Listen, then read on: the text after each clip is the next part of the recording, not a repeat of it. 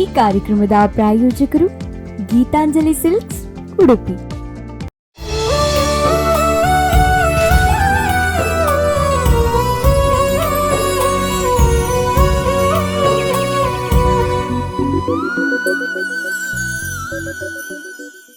ಸ್ಪಂದನ ವಾಹಿನಿಯ ಸಮಸ್ತ ವೀಕ್ಷಕರಿಗೆ ವಿಶೇಷ ಕಾರ್ಯಕ್ರಮ ನಮ್ಮೂರ ಜಾಣಿಗೆ ಪ್ರೀತಿಯ ಸ್ವಾಗತ. ಇವತ್ತು ನಮ್ಮೊಂದಿಗಿದ್ದಾರೆ ಒಂದು ಬಾಲ ಪ್ರತಿಭೆ. ಸಂಗೀತ, ಯಕ್ಷಗಾನ, ನಾಟಕ ಹಾಗೆ ಹಾರ್ಮೋನಿಯಂನಲ್ಲಿ ತಮ್ಮದೇ ಆದ ಛಾಪು ಮೂಡಿಸಿದಂತಹ ಪ್ರತಿಭೆ ನಮ್ಮೊಂದಿಗಿದ್ದಾರೆ. ಸಮನ್ವಿ ಗಣೇಶ್ ಸಾಲ್ಯಾನ್ ಅವರು. ಬನ್ನಿ ಅವರನ್ನ ಕಾರ್ಯಕ್ರಮಕ್ಕೆ ಸ್ವಾಗತಿಸಿಕೊಳ್ಳೋಣ. ಸಮನ್ವಿ, ಕಾರ್ಯಕ್ರಮಕ್ಕೆ ಆತ್ಮೀಯವಾದಂತಹ ಸ್ವಾಗತ. ನಮಸ್ತೆ. ಸೊ ನೀವು ಯಕ್ಷಗಾನ ಮಾಡ್ತೀರಿ, ಭರತನಾಟ್ಯ ಮಾಡ್ತೀರಿ, ಡ್ಯಾನ್ಸ್ ಮಾಡ್ತೀರಿ, ಅಂದರೆ ಹಾರ್ಮೋನಿಯಂ ಮತ್ತು ಸಂಗೀತ. ಸೊ ಈ ಎಲ್ಲ ಕ್ಷೇತ್ರಗಳಲ್ಲಿ ನೀವು ಫಸ್ಟ್ ಸ್ಟಾರ್ಟ್ ಮಾಡಿದಂಥದ್ದು ಯಾವುದು? ಫಸ್ಟ್ ಸ್ಟಾರ್ಟ್ ಮಾಡಿದಂದರೆ ಯಕ್ಷಗಾನ. ನಾನೊಂದು UKG LKG ಅಲ್ಲಿ ಇರುವಾಗ ನನ್ನ ಅಮ್ಮ ಹಾಕಿದ್ರು ಅದಕ್ಕೆ. ಅಂದರೆ ನಂಗೆ ಕನ್ನಡ ಬರ್ತಿರ್ಲಿಲ್ಲ ಆವಾಗ. ಸೊ ನನಗೆ ಕನ್ನಡ ಕಲಿಬೇಕಂತ ನನ್ನನ್ನು ಯಕ್ಷಗಾನಕ್ಕೆ ಹಾಕಿದ್ರು. ಸೊ ನನ್ನ ಯಕ್ಷಗುರುಗಳು ರಾಜ್ಯೋತ್ಸವ ಪ್ರಶಸ್ತಿ ವಿಜೇತ ಕೇಶವರಾವ್ ಸರ್ ಬಡನಿಡಿಯೂರು. ಸೊ ಹಾಗೆ ಯಕ್ಷಗಾನದಲ್ಲಿ ಮೊದಲು ಯಾವ ಪ್ರಸಂಗ ಮಾಡಿದಂಥದ್ದು ನೆನಪುಂಟ ನಿಮಗೆ? ಮೊದಲು ಇಲ್ಲ. ಓಕೆ. ಸೊ ತುಂಬ ಸಣ್ಣ ಏಜಲ್ಲಿ ಸ್ಟಾರ್ಟ್ ಮಾಡಿದ್ರಿಂದ ಸೊ ಇಷ್ಟರವರೆಗೆ ಬಹುಶಃ 40ಕ್ಕಿಂತ ಹೆಚ್ಚಿನ ಪ್ರಸಂಗಗಳನ್ನು ಮಾಡಿದ್ರಿ. ಅಂದರೆ ಬಹುಶಃ ಒಂದು ಒಳ್ಳೆ ವಿಷಯ ಅದು. 40 ಪ್ರಸಂಗ ಅಂತಂದರೆ ಒಂದಷ್ಟು ಬೇರೆ ಬೇರೆ ಕಥೆಗಳು, ಬೇರೆ ಬೇರೆ ಪಾತ್ರಗಳು. ಸೊ ನಿಮಗೆ ಇಷ್ಟರವರೆಗೆ ತುಂಬ ಇಷ್ಟವಾದಂತಹ ಪಾತ್ರ ಯಾವುದು? ಅಭಿಮನ್ಯು ಕಾಳಗ ಮತ್ತೆ ಮಾಯಾಪುರಿ ವಿಜಯ. ಅದರಲ್ಲಿ ಯಾವ ಪಾತ್ರ? ಅಭಿಮನ್ಯು ಕಾಳಗದಲ್ಲಿ ಅಭಿಮನ್ಯು ಮಾಡಿದ್ರಿ, ಮಾಯಾಪುರಿಯಲ್ಲಿ ತಾರಾವಳಿ ಮಾಡಿದ್ದೆ. ಓಕೆ. ಸೊ ಯಾವ್ದಾದ್ರು ಒಂದು ಪಾತ್ರದ ಅರ್ಥ ಹೇಳ್ಬೋದಾ? ಯಾವ್ದಾದ್ರು ಒಂದು ಹಾಡಿದ್ದು ಅರ್ಥ? ಹಾಡಿದ್ದು ಅರ್ಥ ಮಾತು ಹಂಗಂದ್ರೆ ತಾರಾವಳಿ ಅಂದ್ರೆ ಒಂದು ಸೈನ್ಯ ಇರ್ತದೆ. ಅದು ಸೈನ್ಯ ಎಂತ ಅವರು ಹೋದ ಜನ್ಮದಲ್ಲಿ ಏನಾದ್ರು ಪಾಪ. ಸೊ ಆ ಕಥೆಯಲ್ಲಿ ನೀವೀಗ ಯಾವ ಪಾತ್ರ ಮಾಡಿದ್ರಿ? ತಾರಾವಳಿ. ಸೊ ಆ ತಾರಾವಳಿಯ ಯಾವ್ದಾರು ಒಂದು ಮಾತು ಹೇಳ್ಬೋದಾ? ಹೇಗೆ ಮಾತಾಡಿದ್ರಿ ನೀವು ಸ್ಟೇಜ್ ಅಲ್ಲಿ ಅಂತ? ಅಯ್ಯ ಬಂದವನು ದಮಣನು. ಅಯ್ಯ ದಮಣ, ನೀನು ನನ್ನನ್ನು ಗೆಲ್ಲಬಹುದೆಂಬ ಹಂಬಿನಿಂದ ಬಂದಿರುವೆ. ಆದರೆ ಒಂದು ವಿಚಾರ ಗಮನದಲ್ಲಿರಿಸಿಕೊ. ನೀನಿಲ್ಲಿಗೆ ಬರುವ ಮೊದಲು ಇದೇ ಕುದುರೆ ನವನದಿಂದ ಸೋತು ಇವರ ಜೊತೆಗೂಡಿ ಬಂದವನು ನನ್ನನ್ನು ಸೋಲಬಹುದೆಂದು ಹೇಳುವ ಡಂಬಾಚಾರದ ಮಾತು ಸಾಕು ಮಾಡು, ಮರಳು ಹಿಂದಕ್ಕೆ. Very nice. ತುಂಬ ಖುಷಿ ಆಯ್ತು ಕೇಳಿ. ಸೊ ಈಗ ನೀವು ಸ್ಕೂಲ್ ಇರ್ತದೆ, ಸ್ಕೂಲ್ ಜೊತೆಗೆ ಯಕ್ಷಗಾನ ಮಾಡಬೇಕು ಅಂದರೆ ಯಕ್ಷಗಾನದ ಮಾತುಗಳನ್ನಷ್ಟನ್ನು ಬಾಯ್ಪಾಠ ಮಾಡಲೇಬೇಕು. ಯಕ್ಷಗಾನ ಆಗಿರ್ಬಹುದು, ನಾಟಕ ಆಗಿರ್ಬೋದು. ಸೊ ಅದೆರಡನ್ನ ಹೇಗೆ ಬ್ಯಾಲೆನ್ಸ್ ಮಾಡ್ತೀರಾ? ಓದುದು ಒಂದಷ್ಟು ಓದಲೇಬೇಕು. ನೀವು ಈಗ 9th ಸ್ಟ್ಯಾಂಡರ್ಡ್ ಅಲ್ವಾ? 9th ಸ್ಟ್ಯಾಂಡರ್ಡ್ ಓದುದನ್ನು ಓದಲೇಬೇಕು. ಸೊ UKG ಇಂದ ಅಂದರೆ ನಿಮಗೆ ಈಗ ಅಭ್ಯಾಸ ಆಗಿರ್ತದೆ ಓದುದು. ಬಟ್ ಅದನ್ನು ಹೇಗೆ ಬ್ಯಾಲೆನ್ಸ್ ಮಾಡ್ತೀರಾ? ಅಂದರೆ ಫಸ್ಟ್ ಕಷ್ಟ ಆಗ್ತಿತ್ತು ನನಗೆ ಎಲ್ಲದರನ್ನು ಮೈಂಡಲ್ಲಿ ಹೋಲ್ಡ್ ಮಾಡಲಿಕ್ಕೆ. ಆದರೆ ನನಗೆ ಅಮ್ಮ ಅಪ್ಪ ಎಲ್ಲರೂ ಫ್ಯಾಮಿಲಿ ಅವರೆಲ್ಲ ಸಪೋರ್ಟ್ ಮಾಡ್ತಾರೆ. ಹಾಗಾಗಿ ಒಂದು ಬ್ಯಾಲೆನ್ಸ್ ಆಗ್ತದೆ ಏನಾದರೂ. ಸೊ ಟೀಚರ್ಸ್ಗಳ ಸಪೋರ್ಟ್, ಫ್ರೆಂಡ್ಸ್ಗಳ ಸಪೋರ್ಟ್ ಹೇಗಿದೆ? ಯಾಕಂತಂದ್ರೆ ನೀವೀಗ ಕಾರ್ಯಕ್ರಮಕ್ಕೆ ಹೋಗುವಾಗ ಕೆಲವೊಮ್ಮೆ ಒಂದಿನ ರಜೆ ಆಗ್ತದೆ, ಕೆಲವೊಮ್ಮೆ ದೂರ ಆದರೆ 2 ದಿನ ರಜೆ ಆಗ್ತದೆ. ಸೊ ಹಾಗೆಲ್ಲ ಇರುವಾಗ ಟೀಚರ್ಸ್ನವರು, ಫ್ರೆಂಡ್ಸ್ನವರು ತುಂಬ ಸಪೋರ್ಟ್ ಮಾಡ್ತಾರೆ. ಯಾಕಂದರೆ ಒಂದು ಸ್ಕೂಲ್ ಮಟ್ಟದಲ್ಲಿ ನಾನು EBSBಗೆ, ರೀಜನಲ್ಸ್ ಲೆವೆಲ್ ಸ್ಪೋರ್ಟ್ಸಿಗೆಲ್ಲ ಹೋಗಿದ್ದೆ. ಹಾಗಾಗಿ ನನ್ನ ಟೀಚರ್ಸ್, ಫ್ರೆಂಡ್ಸ್ ಎಲ್ಲ ತುಂಬ ಸಪೋರ್ಟ್ ಮಾಡ್ತಿದ್ದು. ನಿನ್ನ ಕೈಯಿಂದ ಆಗ್ತದೆ ಹೋಗು. ಮತ್ತು ಒಂದು ವೇಳೆ ರಜಾ ಆಗ್ತಿದ್ರೆ ಅಂತೆಲ್ಲ ಫೀಲ್ಡಿಗೆ ಹೋಗಿ ನಾಟಕ ಮಾಡಬೇಕಾದ್ರೆ ಎಂತಾದರೂ ರಜೆ ಬೇಕಂದರೆ ನನ್ನಮ್ಮ ಕಾಲ್ ಮಾಡಿ ಹೇಳ್ತಿದ್ರು. ವಸಂತ್ ಸರ್ ಅಂತ ಇದ್ದಾರೆ, ಅವರಿಗೆ ಕಾಲ್ ಮಾಡಿ ಹೇಳ್ತಿದ್ರು. ಅವರು ಪರವಾಗಿಲ್ಲ ಮಗು ಮಾಡಲಿ, ಒಂದು ಪ್ರತಿಭೆ ಉಂಟು. ಯಾವ ಸ್ಕೂಲ್ ನೀವು? Kendriya Vidyalaya Udupi. Okay, very nice. So ಈಗ ಯಕ್ಷಗಾನದ ಬಗ್ಗೆ ಮಾತನಾಡಿದ್ವಿ. ಯಕ್ಷಗಾನದಲ್ಲಿ ನಿಮ್ಮ ಗುರುಗಳು ಹೇಳಿದ್ರು ನೀವು ಬಡನಿಡಿಯೂರು ಸರ್, ಕೇಶವ ಸರ್ ಅಂತ.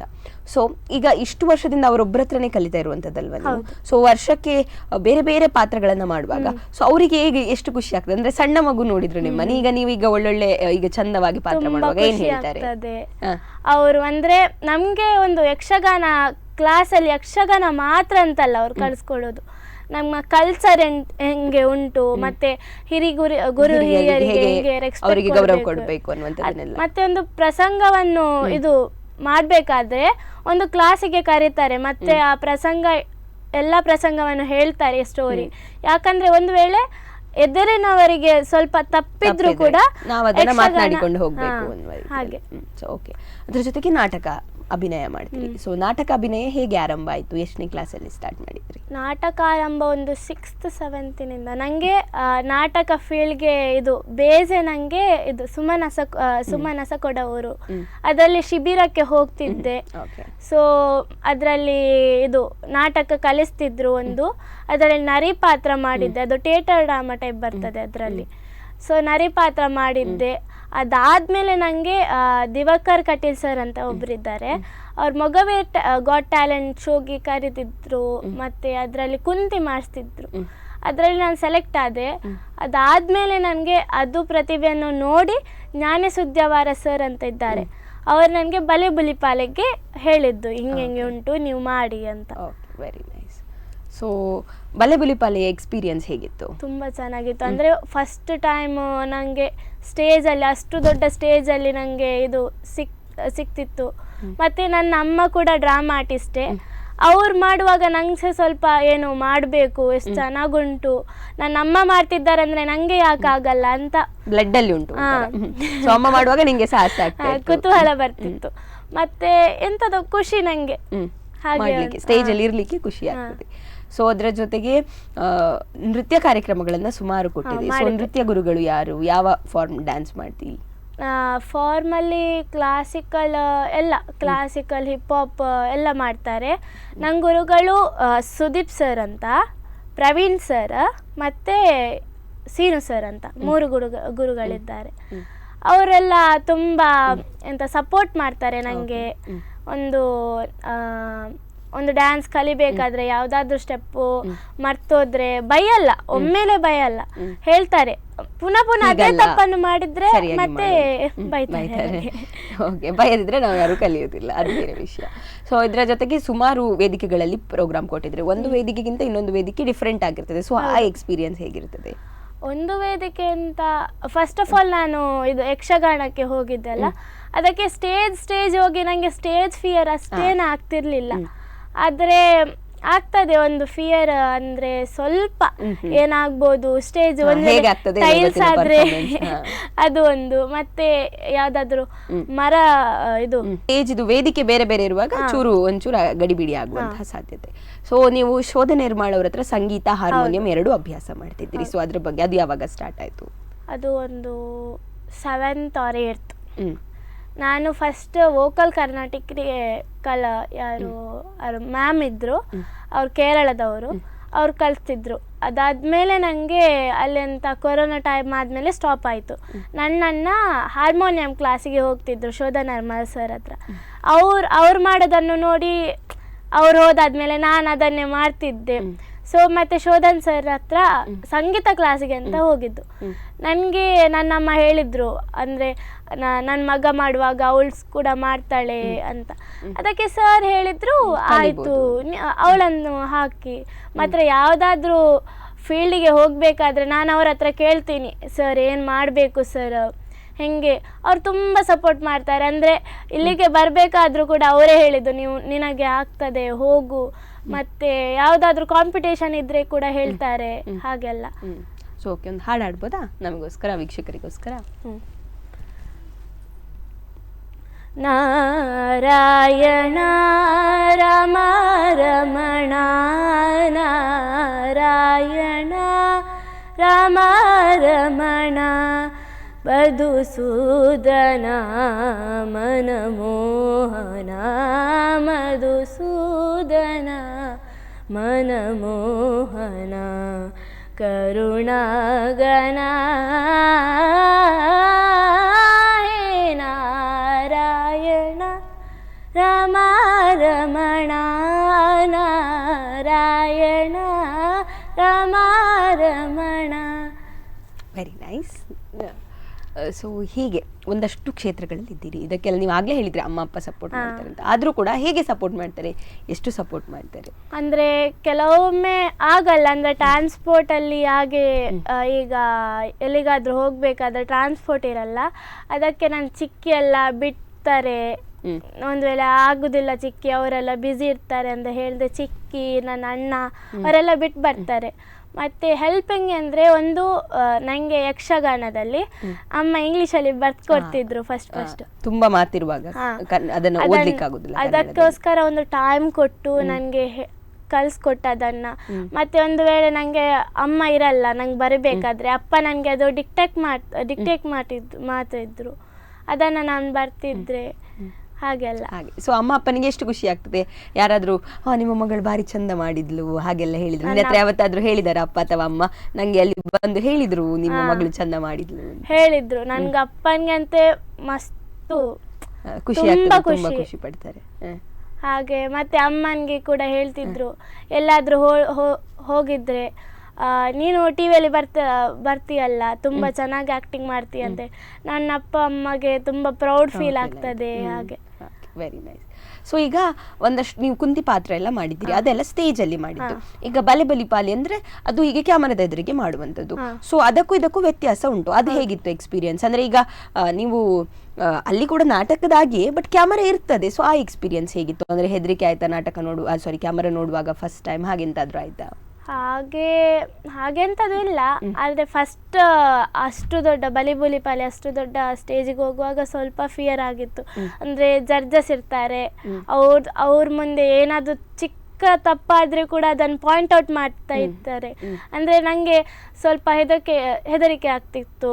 ಎಲ್ಲಿ ನನ್ನ ಪಾಯಿಂಟ್ ಒಂದು ವೇಳೆ ಅವರು ನೋಟ್ ಔಟ್ ಮಾಡಿದರೆ ನನ್ನ ಬಿಕಾಸ್ ಆಫ್ ಮೀ ಎಫೆಕ್ಟ್ ಆಗಬಾರ್ದು, ಹಾಗೆ ಎಲ್ಲ ಫಿಯರ್ ಆಗ್ತಿತ್ತು. ಓಕೆ. ಸೊ ಈಗ ಒಂದು ನಾಟಕ ಅಥವಾ ಯಾವುದೇ ಒಂದು ಪರ್ಫಾರ್ಮೆನ್ಸ್, ಯಕ್ಷಗಾನ ಆಗಿರಬಹುದು, ನಾಟಕ ಆಗಿರಬಹುದು, ಡ್ಯಾನ್ಸ್ ಆಗಿರಬಹುದು, ಒಂದಷ್ಟು ರಿಹರ್ಸಲ್ ಇರ್ತದೆ, ಅಂದರೆ ಪ್ರಾಕ್ಟೀಸ್ ಮಾಡುವಂತಹ ಟೈಮ್ ಇರ್ತದೆ. ಅದರಲ್ಲೆಲ್ಲ ಹೇಗೆ ಗಮ್ಮತ್ ಮಾಡ್ತೀನಿ, ನೀನು ಎಷ್ಟು ಗಮ್ಮತ್ ಮಾಡ್ತೀನಿ? ಆ್ಯಕ್ಚುಲಿ ಹೇಳಬೇಕಾದ್ರೆ ಅದು ಒಂದು ಸ್ಟಡೀಸ್ ಥರ ಅಲ್ಲ, ಅದೊಂಥರ ಸ್ಟಡೀಸಿಂದ ಹೊರಗೆ ಬರಬೇಕು. ನಾವು ಒಂದು ಆಡ್ಬೇಕಂತ ಇರ್ತದಲ್ಲ, ಅದೆಲ್ಲ ಟೈಮ್ ನಾನು ಈಗ ಯಕ್ಷಗಾನ, ನಾಟಕ, ಡ್ಯಾನ್ಸ್, ಸಿಂಗಿಂಗ್ ಅದರಲ್ಲೆಲ್ಲ ಸ್ಪೆಂಡ್ ಮಾಡ್ತೀನಿ.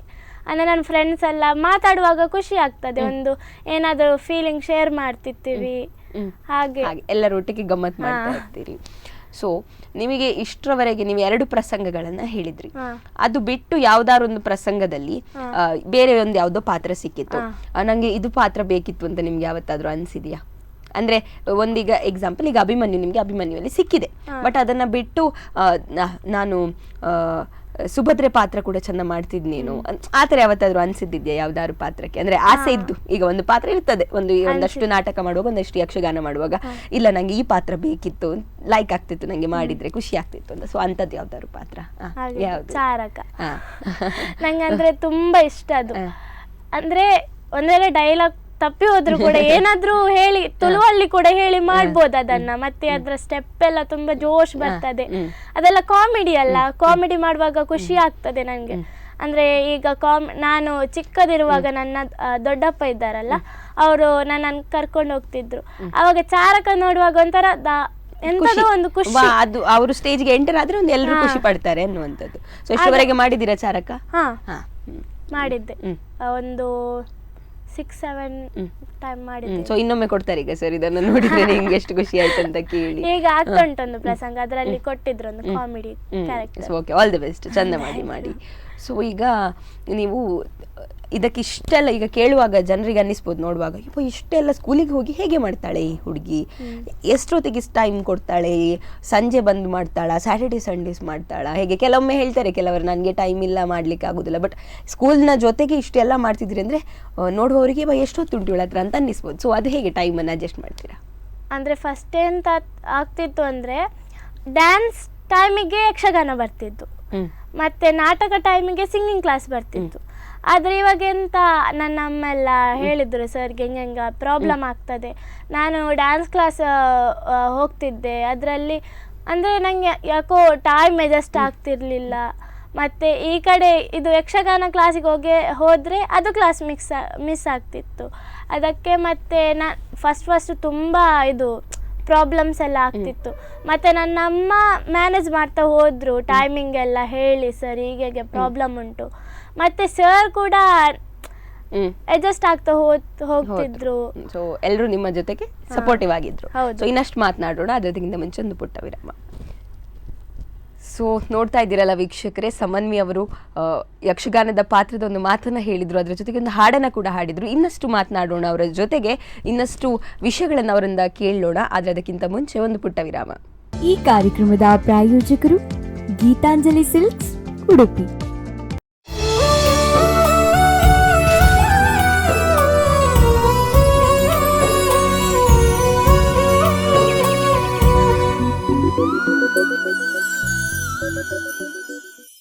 ಸ್ಪಂದನ ವಾಹಿನಿಯ ಸಮಸ್ತ ವೀಕ್ಷಕರಿಗೆ ಮತ್ತೊಮ್ಮೆ ನಮ್ಮೂರು ಸಾಡೆ ವಿಶೇಷ ಕಾರ್ಯಕ್ರಮಕ್ಕೆ ಸ್ವಾಗತ. ಇವತ್ತು ನಮ್ಮೊಂದಿಗಿದ್ದಾರೆ ಬಾಲ ಪ್ರತಿಭೆ ಸಮನ್ವಿ ಗಣೇಶ್ ಸಾಲಿಯಾನ್ ಅವರು. ಅವರ ಹತ್ರ ಮಾತಾಡೋಣ, ಮತ್ತೆ ಮಾತಾಡೋಣ ಬನ್ನಿ. ಮತ್ತೊಮ್ಮೆ ಕಾರ್ಯಕ್ರಮಕ್ಕೆ ಸ್ವಾಗತ ಹೇಳ್ತಾ, ಸೊ ಒಂದಷ್ಟು ವಿಷಯಗಳ ಬಗ್ಗೆ ಮಾತನಾಡಿದ್ವಿ. ಸೊ ನೀವೀಗ ಡ್ಯಾನ್ಸ್ ಕಲ್ತದ್ದು, ನಿಮ್ಮ ಗುರುಗಳ ಹೆಸರು ಹೇಳಿದ್ರಿ, ಡ್ಯಾನ್ಸ್ ಇದ್ದ ಟ್ರೂಪಿದ ಹೆಸರೇನು, ಒಂದಷ್ಟು ಕಾರ್ಯಕ್ರಮಗಳನ್ನ ಕೊಟ್ಟಿದ್ದೀರಿ. ಎಷ್ಟು ಒಂದು ಅಂದಾಜಿಗೆ ಎಷ್ಟು ಕಾರ್ಯಕ್ರಮಗಳನ್ನ ಕೊಟ್ಟಿದ್ದೀರಿ? ನನ್ನ ಡ್ಯಾನ್ಸ್ ಗ್ರೂಪ್ ಹೆಸರು ವರ್ಣಂ ಡ್ಯಾನ್ಸ್ ಕ್ರೂ ತೊಟ್ಟಮಲ್ಲ, ಮಲ್ಪೆಗೆ ಶಿಫ್ಟ್ ಆಗಿದೆ. ಮತ್ತು ಒಂದು ಪ್ರೋಗ್ರಾಮ್ ಅಂತ ಹೇಳಿದ್ರೆ 190 ಅಬೌವ್ ಕೊಟ್ಟಿದ್ರು. Very nice. ಹಾಗಾದರೆ ಅವರು ಟೀಮ್ ನಾನು ಜಾಯ್ನ್ ಆಗೋ ಮೊದಲು ಕೂಡ ಇತ್ತು ಆ ಟೀಮ್, ಸೊ ತುಂಬ ಕೊಟ್ಟಿದ್ರು. ಓಕೆ, ನೀವು ಆ ಟೀಮಿಗೆ ಜಾಯ್ನ್ ಆಗಿ ಈಗ ಎಷ್ಟು ವರ್ಷ ಆಯಿತು? ಒಂದು ಅಂದಾಜಿ 7 years. Okay, very nice. So ಈಗ ಬಲೆ ಬುಲಿಪಾಲೆ ಹೇಳಿದ್ರಿ, ಅಲ್ಲಿ ಯಾವ ತಂಡದೊಟ್ಟಿಗೆ ಹೋದದ್ದು ನೀವು? ಅದರ ಡೈರೆಕ್ಟರ್ ಯಾರು? ಅದು ಹೇಗೆ ನಿಮಗೆ ಹೇಳಿಕೊಟ್ರು ಆ್ಯಕ್ಟಿಂಗ್ ಎಲ್ಲ? ಕಲಾಶಿಲ್ಪ ಉಡುಪಿ ಅಂತ ನಮ್ಮ ತಂಡದ ಹೆಸರು. ಮತ್ತು ನನ್ನ ಸರ್ ಜ್ಞಾನೇ ಸುದ್ಯಾವರ ಅವರು. ನಾನು ಫಸ್ಟ್ ಟೈಮ್ ಒಂದು ಕಾನ್ಸೆಪ್ಟಿಗೆ ಅದು ಕಾನ್ಸೆಪ್ಟ್ ಹೆಂಗಂದರೆ, ಒಂದು ಅಪ್ಪ ಅಮ್ಮ ಮಗುವಿಗೆ ಟೈಮ್ ಕೊಡಲ್ಲ, ಅವರು ಡಿಪ್ರೆಷನ್ಗೆ ಹೋಗ್ತಿರ್ತಾಳೆ. ಅಂದರೆ ಅಪ್ಪ ಅಮ್ಮನಿಗೆ ಪುರ್ಸೋತಿರೋದಿಲ್ಲ ಹಾಗೆ. ಮತ್ತೆ ಕೆಲಸದವಳ ಹತ್ರ ಮಿಂಗಲ್ ಆಗೋದು. ಅದರಲ್ಲಿ ಫಸ್ಟ್ ಬರುವಾಗ ತುಂಬ ಪೇಷನ್ಸಿಂದ ಮುದ್ದು ಮಾಡಿ ಒಂದೊಂದು ರಸಗಳನ್ನು ಹೇಳ್ತಾ, ಅಂದರೆ ಹೇಳ್ತಿದ್ರು ಹಿಂಗೆ ಮಾಡಬೇಕು ಸಮನ್ವಿ, ಹಿಂಗೆ ಮಾಡಬೇಕು, ಮತ್ತು ಕೂರಿಸಿ ಎಲ್ಲದರನ್ನು ಹೇಳ್ತಿದ್ರು. ಸ್ಟೇಜ್ ಫಿಯರ್ ಇರಬಾರ್ದು, ಅಲ್ಲಿ ಹೀಗೆಲ್ಲ ಆಗ್ತದೆ, ಒಂದು ಸಣ್ಣ ಪಾಯಿಂಟ್ ಮಿಸ್ ಆದರೂ ಕೂಡ ಅದು ಪಾಯಿಂಟ್ ಔಟ್ ಮಾಡ್ತಾರೆ, ಮತ್ತು ಫೈನಲಲ್ಲಿ ಎಲ್ಲ ಹೇಳಿಬಿಡ್ತಾರೆ ಅವರು. ಹಾಗೆ ಹೇಳ್ತಿದ್ರು. ಮತ್ತು ಸ್ಟೇಜ್ ಹೋಗ್ದಾದ್ಮೇಲೆ ಅವರು ನನಗೆ ಒಂದು 2 ಕಾನ್ಸೆಪ್ಟ್ ಆದಮೇಲೆ ಅಪ್ರಿಷಿಯೇಟ್ ಎಲ್ಲ ಮಾಡ್ತಿದ್ರು. ಖುಷಿ ಆಗ್ತದೆ, ಒಂದು ಅಷ್ಟು ದೊಡ್ಡ ಕಲಾವಿದರು ನಮ್ಮನ್ನು ಹಾಗೆ ಹೇಳುವಾಗ. ಓಕೆ, ಅದನ್ನು ಟಿವಿಯಲ್ಲಿ ನೋಡಿ ನಿನ್ನ ಫ್ರೆಂಡ್ಸ್ ಎಲ್ಲ ಏನು ಹೇಳಿದ್ರು, ಟೀಚರ್ಸ್ ಎಲ್ಲ ಏನು ಹೇಳಿದ್ರು, ರಿಲೇಟಿವ್ಸ್ ಎಲ್ಲ ತುಂಬ ಅಪ್ರಿಷಿಯೇಟ್ ಮಾಡಿದ್ರು. ಅದರಲ್ಲಿ ಒಂದು ಕಾನ್ಸೆಪ್ಟ್ ಇತ್ತು, ಡಂಬರ್ ಆಟದ್ದು. ಅದರಲ್ಲಿ ನನಗೆ ಹಗ್ಗದಲ್ಲಿ ನಡಿಬೇಕಾಗಿತ್ತು. ನನ್ನ ವ್ಯಾನ್ ಅಂಕಲ್ ಈಗ ಕೂಡ ಹೇಳ್ತಾರೆ. ಮತ್ತು ಇವರು ನಾಟಕದ ಅಣ್ಣನವರು ಅವರೆಲ್ಲ ಹೇಳ್ತಾರೆ, ನಾವು ಕಾನ್ಸೆಪ್ಟನ್ನು ಮಾಡಿ ಬರುವಾಗ ಹೇಳ್ತಿದ್ರು, ಇಲ್ಲಿ ಒಂದು ಹಗ್ಗ ಕಟ್ಟೋಣ, ಇಲ್ಲಿ ಆ ಕಡೆ ಈ ಕಡೆ ಹೋಗ್ಲಿ, ಕಲೆಕ್ಷನ್ ಮಾಡಿದ್ದೀರಿ ನೀವು, ಅಷ್ಟು ಇನ್ವಾಲ್ವ್ಮೆಂಟ್ ಇತ್ತು ಕ್ಯಾರೆಕ್ಟರ್ ಅಲ್ಲಿ ಅಂತ. ಸೊ ಹಾಗೆ. ಸೊ ಇದ್ರ ಜೊತೆಗೆ ನೀವು ಸ್ಪೋರ್ಟ್ಸ್ ಅಲ್ಲಿ ಕೂಡ ಇದ್ದೀರಿ ಅಂತ ಕೇಳ್ಪಟ್ಟೆ. ಅಂದ್ರೆ ಖಾಲಿ ಒಂದು ಕಲಾಕ್ಷೇತ್ರ ಮಾತ್ರ ಅಲ್ಲ, ಅದರದ್ದು ಬಹುಶಃ ಅಪೋಸಿಟ್ ಸ್ಪೋರ್ಟ್ಸ್. ಸೊ ಅದು ಹೇಗೆ ಸ್ಟಾರ್ಟ್ ಆಯ್ತು? ಯಾವೆಲ್ಲ ಸ್ಪೋರ್ಟ್ಸ್ ಆಡ್ತೀರಿ? ನಾನು ಫಸ್ಟ್ ನನ್ನ ಸರ್ ಸಂಗಮೇಶ್ ಸರ್ ಅಂತ ಇದ್ರು. ನಾನು ಸ್ಪೋರ್ಟ್ಸಿಗೆ KV ಹೇಳ್ತಿದ್ದೆ, ನನ್ನ ಸ್ಕೂಲ್. ಅದರಲ್ಲಿ ರೀಜನಲ್ಸ್ ಲೆವೆಲ್ ಅಂತ ಒಂದಿತ್ತು. ಅದರಲ್ಲಿ ನನಗೆ ಪ್ರಾಕ್ಟೀಸ್ ಹೆಚ್ಚೇನು ಸಿಗಲಿಲ್ಲ ನನಗೆ, ಯಾಕಂದರೆ ಬಲೆ ಬುಲಿಪಾಲೆಲ್ಲ ಕಾನ್ಸೆಪ್ಟ್ ಇತ್ತು. ನಾನು ಸರ್ ಹತ್ರ ಹೇಳ್ತಿದ್ದೆ, ಸರ್ ನನಗೆ ಆಗೋದಿಲ್ಲ ಸರ್, ಇದೆಲ್ಲ ಉಂಟು ಸರ್, ಎಂತ ಮಾಡಿ. ಅವ್ರು ಹೇಳ್ತಿದ್ರು, ಏನಾದರೂ ಮಾಡು, ಟ್ರೈ ಮಾಡು, ಒಂದು ಪ್ರೈಸ್ ಸಿಗಬೇಕಂತ ಇಲ್ಲ, ಒಂದು ಪಾರ್ಟಿಸಿಪೇಷನ್ ಮುಖ್ಯ ಅಂತ ಹೇಳ್ತಿದ್ರು. ಮತ್ತು ನಾನು ಹೋದೆ. ಅದರಲ್ಲಿ 2 ಯಾವುದರಲ್ಲಿ ಲಾಂಗ್ ಜಂಪ್ ಮತ್ತು 1000 ಏನು ಬ್ರೌನ್ ಸಿಕ್ಕಿತ್ತು. ಅದರಲ್ಲಿ ಸಿಕ್ಕಿದ್ದು ನನಗೆ 2 ಪ್ರಾಕ್ಟೀಸ್ ಮಾತ್ರ. ಸರ್ ತುಂಬ ಖುಷಿಯಾಗಿತ್ತು. ಅಂದ್ರೆ 2 ಪ್ರಾಕ್ಟೀಸಿಗೆ ಬ್ರಾನ್ಸ್ ತಗೊಂಡ್ರೆ ಇನ್ನು ಮತ್ತೆ ಒಂದಷ್ಟು ಜಾಸ್ತಿ ಹೇಳಿದ್ರು. ನೆಕ್ಸ್ಟ್ ಸರ್, ನೆಕ್ಸ್ಟ್ ನನ್ನೊಂದು ಗುರಿ ಉಂಟು, ನಿನ್ನನ್ನು ನೆಕ್ಸ್ಟ್ ನ್ಯಾಷನಲ್ ಲೆವೆಲ್ಗೆ ತರಬೇಕಂತ. ಈಗ ಕೂಡ ನನಗೆ ಸಪೋರ್ಟ್ ಮಾಡ್ತಾರೆ. ಸ್ಯಾಟರ್ಡೆ ಸಂಡೇ ಮಾರ್ನಿಂಗ್ ಮಾಡ್ತಾರೆ ಪ್ರಾಕ್ಟೀಸ್. ನನ್ನ ಫ್ರೆಂಡ್ಸ್ ಅವರೆಲ್ಲ ಬರ್ತಾರೆ. Very nice.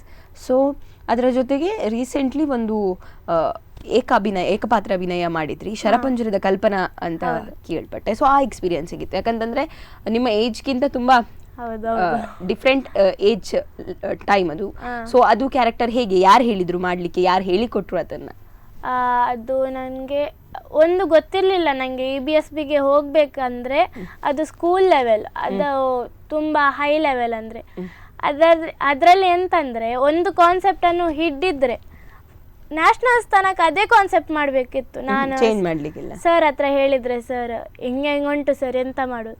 ಫಸ್ಟು ಅವರು ಸರ್ಚ್ ಮಾಡ್ತಿದ್ರು, ಜ್ಞಾನೇಶ್ ಸರ್ ಹೇಳಿದ್ರಲ್ಲ, ಅವ್ರಿಗೆ ಮತ್ತೆ ಹೇಳಿದರು ಶರಪಂಜರ ಫಿಲ್ಮ್ ಇದು ಸುಲಭ ಇಲ್ಲ, ನೀನು ಅಷ್ಟು ಕೇರ್ಲೆಸ್ ಆಗಿ ತಗೊಳ್ಬಾರ್ದು, ತುಂಬ ಸೀರಿಯಸ್ ಆಗಿ ತಗೊಬೇಕು, ಅಂದರೆ ಯಾರ ಹತ್ರ ಕೂಡ ಈ ಆ್ಯಕ್ಟಿಂಗ್ ಆಗಲ್ಲ ಅಂತ. ಫಸ್ಟು ನೋಡುವಾಗ ಏನು ನನಗೆ ಅಂದರೆ ತುಂಬ ಅವ್ರು ಹೇಳಿದರು, ಅದು ಮಾಡುವಾಗ ಏನೋ ಒಂಥರ ತುಂಬ ಇದು ಉಂಟು, ಒಮ್ಮೆ ಅಳೋದು, ಒಮ್ಮೆ ನಗೋದು, ಒಮ್ಮೆ ಕಿರ್ಚೋದು, ಅಲ್ಲ ಆ್ಯಕ್ಟಿಂಗ್ ಉಂಟು. ನನಗೆ ಫಸ್ಟ್ ಆಫ್ ಆಲ್ ಅದು ಕಿರ್ಚೋದು ಅಂದರೆ ನಗೋದು, ತುಂಬ ಜೋರಾಗಿ ನಗೋದೆಲ್ಲ ಬರ್ತಿರ್ಲಿಲ್ಲ. ನನ್ನಮ್ಮ ಬೈತಿದ್ರು, ಹಾಗಲ್ಲ ಹೀಗೆ ಮಾಡು ಅಂದರೆ. ನನ್ನಮ್ಮ ಆರ್ಟಿಸ್ಟ್ ಅಲ್ಲ, ಅವ್ರು ಹೇಳಿದರು ಹಿಂಗೆ ನಗ್ಬೇಕಂತ. ನನಗೆ ಅದನ್ನು ನೋಡಿ ನಗು ಬರ್ತಿತ್ತು, ಯಾಕಂದರೆ ನಂಗೆ ಅದು ಬರಲ್ಲ. ಮತ್ತು ನಾನು ಅಮ್ಮನ ಹತ್ರ ಹೇಳಿದ್ದೆ, ಮತ್ತು ಅಮ್ಮ ಮತ್ತೆ ಸಮಾಧಾನದಲ್ಲಿ ಕೂತ್ಕೊಂಡು ಹೀಗೆ ಮಾಡು ಮತ್ತು ನಾನು ಯಾವಾಗೂ ಸ್ಪೋರ್ಟ್ಸಿಗೆ ಹೋಗುವುದಾದ್ರೂ ಹಾಗೆ ಮೈಂಡಲ್ಲಿ ಹಾಗೆ ಕಿಚ್ಚೋದು ಹಾಗೆಲ್ಲ ಮಾಡ್ತಿದ್ದೆ. ಮತ್ತು ನಾನು ರೀಜ್ನಲ್ಸ್ಗೆ ಹೋಗಿರುವಾಗ ಅದು ಆ್ಯಕ್ಟಿಂಗ್ ಮಾಡಿದ್ದೆ. ಅಂದರೆ ಅಲ್ಲಿರುವವರೆಲ್ಲ ಇದು ಹಿಂದಿನವರೆಲ್ಲ ಅಲ್ಲಿರೋದು, ಅವರೆಲ್ಲ ಹೇಳ್ತಿದ್ರು ನೀನು ಅದರಲ್ಲಿ ಫುಲ್ ನಾನು ತಗೊಂಡು ಹೋಗುವಾಗಿಲ್ಲ ಬೋನ್ ಆ್ಯಕ್ಟಿಂಗ್ ಅಂದರೆ. ಅದರಲ್ಲಿ ನಾನು ಲಾಸ್ಟಿಗೆ ಬೀಳುವಾಗೆ ಆ್ಯಕ್ಟಿಂಗ್ ಮಾಡಿದ್ದೆ. ಅದರಲ್ಲಿ ಅವ್ರು ಹೇಳಿದರು, ನಾನು ನಿನಗೆ ನಿಜ ಹುಚ್ಚು ಬದಲಿ ಅಂತ ಎಣಿಸಿದ್ದೆ, ತುಂಬ ಚೆನ್ನಾಗಾಗಿದೆ ಅಂತ. ಅದರಲ್ಲಿ ಜಡ್ಜಸ್ ನಾನು ಒಂದು ಫಿಲ್ಮಿಗೆ ಆಗಿತ್ತು, ಸ್ಕೂಲ್ ಲೀಡರ್ ಅಂತ. ಅದರಲ್ಲಿ ನಮಗೆ ಕಳಿಸ್ಲಿಕ್ಕೆ ಒಂದು ಗುರುಗಳು ಬರ್ತಿದ್ರು, ಅವರೇ ನನಗೆ ಜಡ್ಜಸ್ ಹಾಕಿ ಸಿಕ್ಕಿದ್ರು. ಸರ್ ಹೆಂಗಾಯಿತು ಆ್ಯಕ್ಟಿಂಗ್ ಅಂತ ಕೇಳಿದ್ದೆ. ನಾನು ಚೆನ್ನಾಗಾಗಿದೆ ಅಂತ ಹೇಳಿದರು. ನನಗೆ ಒಂದು ಖುಷಿ ಆಯಿತು, ಸರ್ ಇವರೇ ಬಂದು ಅಂದರೆ ನನ್ನೊಂದು ಆ್ಯಕ್ಟಿಂಗ್ ನೋಡಲಿಕ್ಕೆ ಅವ್ರಿಗೆ ಸಿಕ್ತಲ್ಲ ಹಾಗೆಲ್ಲ.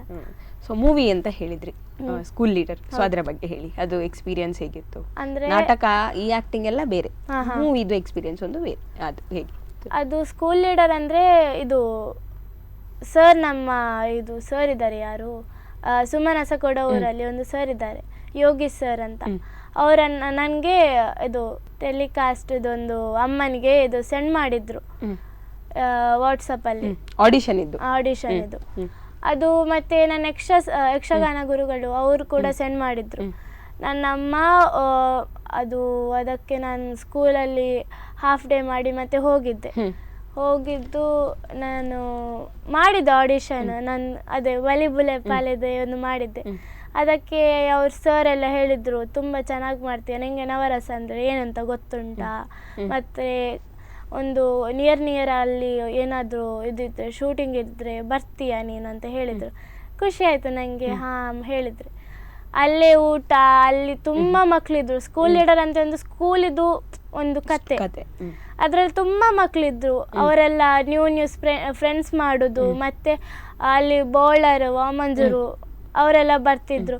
ಅವ್ರ ಹತ್ರ ಎಲ್ಲ ತುಂಬ ಒಳ್ಳೆ ಮಾತಾಡ್ತಿದ್ರು ಅವಳು, ಹಾಗೆಲ್ಲ ತುಂಬ ಖುಷಿ ಆಗ್ತದೆ. ಸೊ ಈಗ ಬೇರೆ ಬೇರೆ ಎಲ್ಲ, ಈಗ ಯಕ್ಷಗಾನ, ನಾಟಕ, ಡ್ಯಾನ್ಸ್, ಇದರಲ್ಲಿ ಎಲ್ಲದರಲ್ಲೂ ತುಂಬ ಇಷ್ಟ ಅಂತ ಕೇಳಿದ್ರೆ ಬಹುಶಃ ಯಾವುದು ನಿಮಗೆ ಆಯ್ಕೆ ಮಾಡಲಿಕ್ಕೆ ಆಗೋದಿಲ್ಲ. ಆದರೂ ತುಂಬ ಇಷ್ಟಪಟ್ಟು, ತುಂಬ ಇಷ್ಟ ಅಂತ ಅಂದರೆ ಯಾವುದು? ಯಕ್ಷಗಾನ, ನಾಟಕ, ನೃತ್ಯ, ಸಂಗೀತ ಎಲ್ಲವೂ ತುಂಬ ಇಷ್ಟ. ಆದರೆ ಫಸ್ಟ್ ಜಾಯ್ನ್ ಆಗಿದ್ದ ಯಕ್ಷಗಾನ ಅಲ್ಲ, ಅದಕ್ಕೆ ಅದು ಸ್ವಲ್ಪ ಜಾಸ್ತಿ ಇಷ್ಟ, ಎಲ್ಲದಕ್ಕಿಂತ ಚೂರು ಜಾಸ್ತಿ. ಸೊ ಓಕೆ, ಬಹುಶಃ ಇವತ್ತು ನೋಡ್ತಾ ಇದ್ರೆ ಕಾರ್ಯಕ್ರಮವನ್ನು ನಿನ್ನ ಎಲ್ಲ ಗುರುಗಳು ಹೆಮ್ಮೆಯಿಂದ ನನ್ನ ವಿದ್ಯಾರ್ಥಿ ಅಂತ ಹೇಳಲಿಕ್ಕೆ ಖುಷಿ ಪಡ್ತಾರೆ. ಸೊ ಅವರಿಗೆಲ್ಲ ಒಂದು ಏನಾದರೂ ಹೇಳಬೇಕು ಅಂತಂದ್ರೆ ಗುರುಗಳಿಗೆ, ಮನೆಯವರಿಗೆ ಅಮ್ಮ ಅಪ್ಪನ ಸಪೋರ್ಟ್ ಉಂಟು ಅಂತ ಹೇಳಿದೆ, ಸೊ ಅವರಿಗೆಲ್ಲ ಏನಾದರೂ ಹೇಳಬೇಕಂತ? ಅವ್ರಿಗೆ ಹೇಳಬೇಕಾದ್ರೆ ತುಂಬ ಹೃದಯದ ಧನ್ಯವಾದಗಳು. ನನಗೆ ಇಷ್ಟು ಲೆವೆಲಿಗೆ ನನ್ನನ್ನು ತಂದಿಟ್ಟಿದ್ದಾರಂದರೆ ತುಂಬ ಖುಷಿ ಆಗ್ತದೆ. ಅಂದರೆ ಇಷ್ಟೆಲ್ಲ ಜನ ನನ್ನನ್ನು ಏನು ಸಪೋರ್ಟ್ ಮಾಡ್ತಾರೆ, ನಂಗೊಂದು ಎಲ್ಲರೂ ನನ್ನನ್ನು ಇಷ್ಟಪಡ್ತಾರೆ, ಹಾಗೆ ಹೇಳಿದ್ರೆ ತುಂಬ ಒಂದು ಖುಷಿ ಆಗೋದು ಸ್ವಾಭಾವಿಕ. ಮತ್ತು ನನ್ನ ಪೇರೆಂಟ್ಸ್ ಆಗಲಿ, ನನ್ನ ಗುರುಗಳು ಆಗಲಿ ತುಂಬ ಸಪೋರ್ಟ್ ಮಾಡ್ತಾರೆ. ಯಾವುದಾದ್ರೂ ಇದು ಫೀಲ್ಡಿಗೆ ಹೋಗಬೇಕಾದ್ರೆ ಹೋಗು ಸಮಾನ್ವಿ, ನಿನ್ನ ಹತ್ರ ಆಗ್ತದೆ, ಏನು ಆಗ್ತದೆ ಅಂತ ಹೇಳ್ತಾರೆ. ಅದಕ್ಕೆ ಖುಷಿ ಆಗ್ತದೆ. ಮತ್ತೆ ಒಂದು ಮಕ್ಕಳ ಹತ್ರ ಒಂದು ಪ್ರತಿಭೆ ಇರ್ತದೆ. ಆ ಪ್ರತಿಭೆಯನ್ನು ಹೊರ ಪ್ರಪಂಚಕ್ಕೆ ತೋರ್ಬೇಕಾದ್ರೆ ಒಂದು ಗುರುವಿನ ಅಗತ್ಯ ಉಂಟು. ಸೊ ನಾನು ಹೇಳೋದಿಷ್ಟೇ, ಜಸ್ಟ್ ಎಲ್ಲ ಮಕ್ಕಳು ನಮ್ಮ ಕಲೆ ಏನುಂಟು, ಯಾವುದಕ್ಕೆ ಅವ್ರ ಮನಸ್ಸು ಬರ್ತದೆ ಎಲ್ಲದಕ್ಕೆ ಹೋಗಬೇಕು. ಅದೊಂದು ಸಬ್ಜೆಕ್ಟ್ ಥರ ಅಲ್ಲ, ಒಂದು ಎಂಟರ್ಟೈನ್ಮೆಂಟ್ ಪೀರಿಯಡ್ ಅದು ಒಂದು ಹಾಗೆ. Okay, very nice. ನಿಮ್ಮ ಹತ್ರ ಮಾತನಾಡಿ ತುಂಬ ಖುಷಿ ಆಯಿತು. ಕಾರ್ಯಕ್ರಮಕ್ಕೆ ಬಂದದಕ್ಕೆ ಧನ್ಯವಾದಗಳು. ಧನ್ಯವಾದಗಳು. ಸೊ ನೋಡಿದ್ರಲ್ಲ ವೀಕ್ಷಕರೇ, ಇವತ್ತು ನಮ್ಮೊಂದಿಗಿದ್ರು ಸಾಮನ್ವಿ ಗಣೇಶ್ ಸಾಲಿಯಾನ್. ಬಹುಶಃ ಇಷ್ಟು ವರ್ಷದ ಅವರ ಕಲಾ ಒಂದು ಜರ್ನಿ ಏನಿದೆ ಅದು ಅವರಿಗೆ ಲಾಸ್ಟಿಗೆ ಮಾತನಾಡಿದ್ದು ನೀವೆಲ್ಲರೂ ಕೇಳಿರಬಹುದು. ಒಂದು ಮಕ್ಕಳ ಬಗ್ಗೆ ಆಗಿರಬಹುದು, ಒಂದು ಗುರುಗಳ ಬಗ್ಗೆ ಆಗಿರಬಹುದು. ಸೊ ಅಷ್ಟು ಮಾತನಾಡಲಿಕ್ಕೆ ಪ್ರೌಢಿಮೆ ಬೇಕು ಅಂತಂದರೆ ಬಹುಶಃ ಇಷ್ಟು ವರ್ಷದ ಕಲಾ ಸಾಧನೆ ಅದಕ್ಕೆ ಪೂರಕವಾಗಿತ್ತು. ಅವರ ಫ್ಯಾಮಿಲಿ ಪೇರೆಂಟ್ಸ್ನ ಸಪೋರ್ಟ್ ಹಾಗೆ ಇತ್ತು, ಗುರುಗಳ ಮಾರ್ಗದರ್ಶನ ಕೂಡ ಹಾಗೆ ಇತ್ತು ಅಂತ ಹೇಳ್ತಾ ಇದು ಈ ಹೊತ್ತಿನ ವಿಶೇಷ ಕಾರ್ಯಕ್ರಮ ಗೀತಾಂಜಲಿ ಅರ್ಪಿಸುವ ನಮ್ಮೂರ ಜಾಣೆ. ಇನ್ನಷ್ಟು ನಿರಂತರ ಸುದ್ದಿ ಮತ್ತು ಮನೋರಂಜನೆಗಾಗಿ ನೋಡ್ತಾ ಇರಿ ಸ್ಪಂದನ. ನಾನು ಭಾವನಾ ವಿಷ್ಣುಮೂರ್ತಿ, ಕೆರೆಮಠ. ಈ ಕಾರ್ಯಕ್ರಮದ ಪ್ರಾಯೋಜಕರು ಗೀತಾಂಜಲಿ ಸಿಲ್ಕ್ಸ್, ಉಡುಪಿ.